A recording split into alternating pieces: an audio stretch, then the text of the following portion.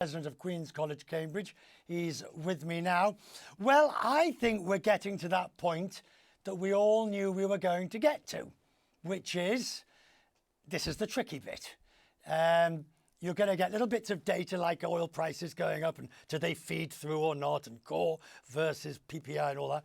But where are we, do you think? So we are in the last mile. The last mile was going to be tricky, but it's getting trickier. Already we've seen headline inflation go up from 3.1% in June to 3.7% in August. And it's going to go higher with what's going on in the oil market. So it is getting trickier, this last mile. And the risk is either inflation on the one hand or a serious economic slowdown on the other. There is a path between those two, but it's quite a narrow path. Yeah, everyone keeps talking about the path in the middle. I don't think anybody actually believes that they can do it. It's hard.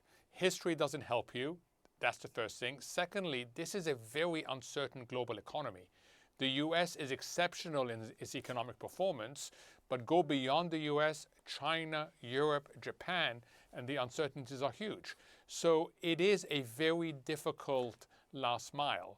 And also the Fed itself is, as Chair Powell said at Jackson Hole, trying to be guided by the stars, but the sky is cloudy.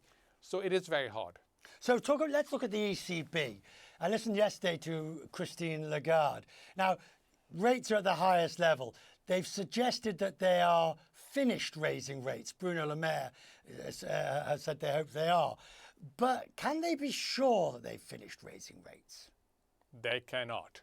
The ECB is a single mandate central bank, meaning it only has one objective: low and stable inflation.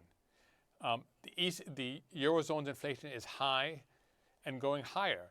So it's too early to declare victory at the ECB. And their task is even harder, as you know, because the biggest risk right now to Europe is stagflation, where you get both high inflation and low growth. So we should have a lot of sympathy for what the ECB is trying to do. The Bank of England, I mean, it's just, sorry, I think you're having some problems with your earpiece. Hopefully you can, hopefully that's a little more comfortable. The Bank of England is just in a mess. Yeah, it is. I mean, if you go in degree of difficulty, think of the Olympics, where the gymnast is trying a more and more difficult routine. The Bank of England is the hardest routine.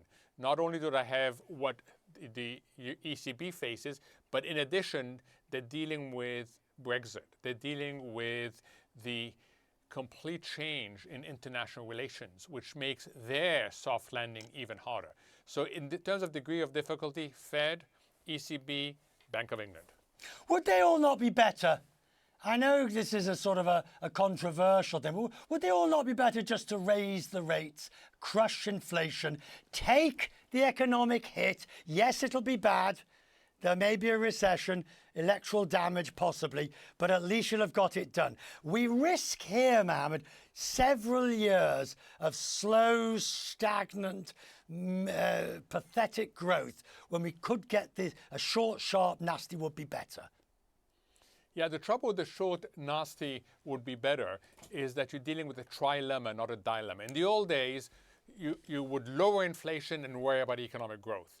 These days, you have to worry not just about what happens when you aggressively hike interest rate to lower inflation, what happens to growth, but what happens to financial stability. And what the central banks are worried about is if you go too hard at this, not only do you increase the risk of recession, but you also increase the risk of financial instability. So now there's another issue, Richard, and you and I can discuss this for a long time, is what is the right inflation target? I, for one, don't think 2% is the right inflation target. We are living through major supply changes. We are living through a different process of globalization. The labor markets have skill mismatches. Companies are looking to diversify their supply chains, and we have an energy transition. In a world like that, 2% is not the right target right now. I can agree with you, but you can't change the target.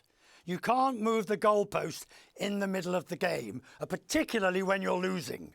And that's what it would look like.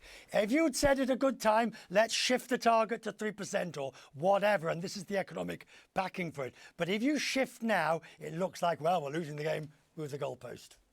I agree. And I think we're going to end up doing it implicitly, not explicitly.